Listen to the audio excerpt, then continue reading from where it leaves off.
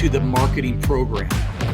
Do you ever work alongside a marketing group to help them understand how to take this information from this data set to say, look, here's how we should work together to make sure this dentist works really well and from day one is going to crush it? I love that question. That was my favorite question.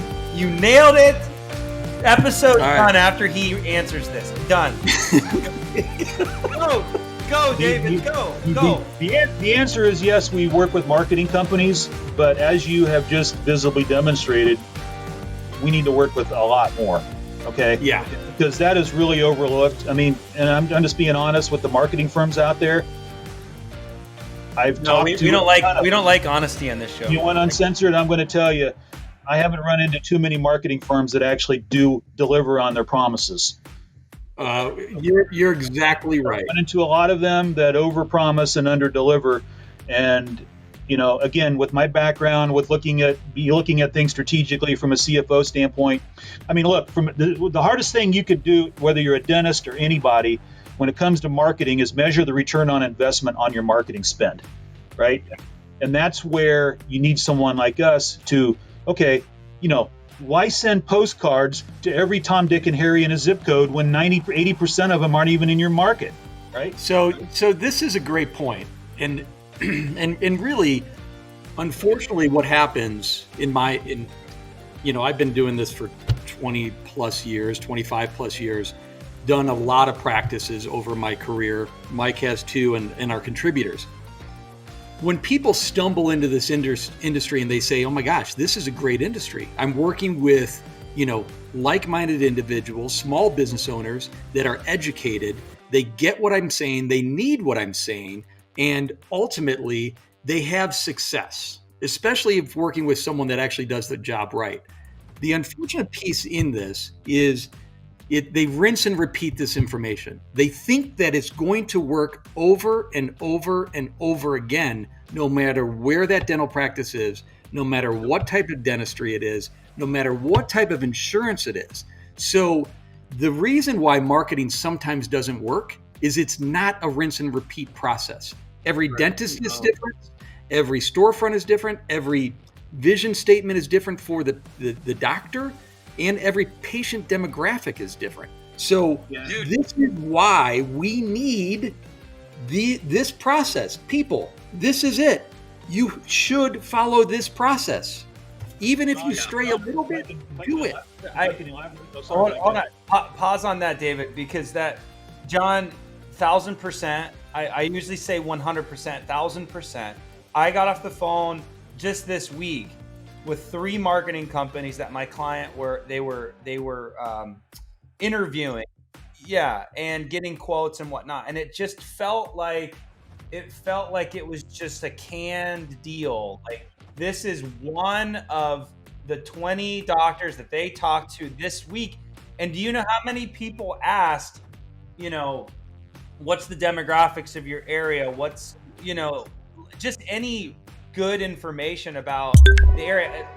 Let me give you both the story. When right out of college, I worked. Oh, you're going from a story into a story. It's a double story. It's story squared. From the analytical guy, story squared. Of course. I'm really not that analytical. I'm actually a fun-loving guy. I break the mold usually, but hey, this episode, you're the analytical. It makes you feel better to call me that. You go right ahead. That's fine. So, right out of college, you're doing great, man. Right out of college, I worked for a printing company. Okay, and this was 2007-ish. That time stamps my age. But with the printing company, I got the chance to work with Victoria's Secret as a vendor of mine.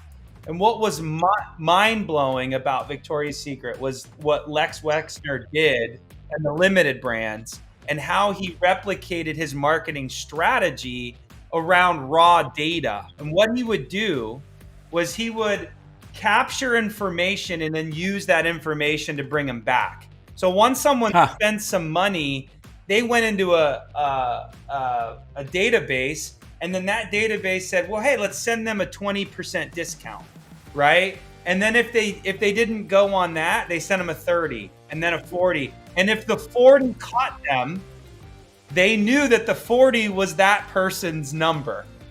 And they used that data against you. And that's what the big boys are doing, right? That doesn't happen today at all, does it? Why aren't we doing that? Well, you know what? Here's the thing. David, you brought this up. And I love using content from this call because it's like it's actually validating what we're talking about here, or this podcast. So when you said that, you know what Walgreens does, what Starbucks does, or this might have been Mike that talked about it also, we're talking about big business. You're talking about the limited brands, how they do their marketing, how they study the people. What people don't understand and what dentists don't understand is this is big business. They are playing in the field of big business. They're playing in marketing. They're playing it in demographic studies. They're playing it in site selection. They're also playing it in banking. Wall Street owns dental practices. Who has the most money? Wall Street. So they are in the world of big business. Start thinking like big business people. Exactly. Please. Exactly. And it's then kind of the difference here is that it's one thing to say, okay, well, if a Walgreens or a Walmart, they go ad nauseum to make a choice. But when we're talking to individual dentists, we're talking families here. Okay. Individual people. We're talking about legacies. Okay. We're talking about quality of life and all those things that matter to us as people. Right. And that's what really excites me, because most of my career has been in the business of helping individuals and families and people be successful. And somebody mentioned, I think, John, you mentioned earlier before, I was shocked when I actually dug into the dental industry of how cool it is, but but the challenges that the dental industry faces, no one has actually helped them strategically do it, John, what you're saying, think big business, but bring big business concepts down to a level that the individual dentist who has not any business training can understand. Well, and here's what we're trying to do, in this process, or as some people say, process. For the price of a couple ham pieces, they're able to bring a partner like David James and his process to the table, and that's how you have to start thinking about. And once again, it's not about cost. I'm just trying to put things in perspective that this is not something that is only Starbucks can do. That's why we're bringing people in this location strategy to the masses to help them understand this is what you need to do. Yeah. It's not can you do it. That's right. Yeah. I mean, the days of hanging, John, you say this all the time, the days of hanging a shingle and putting up. Yeah, like my dad, right? My dad would hang a shingle and people would show up. Dentist. You'd see dentist, right?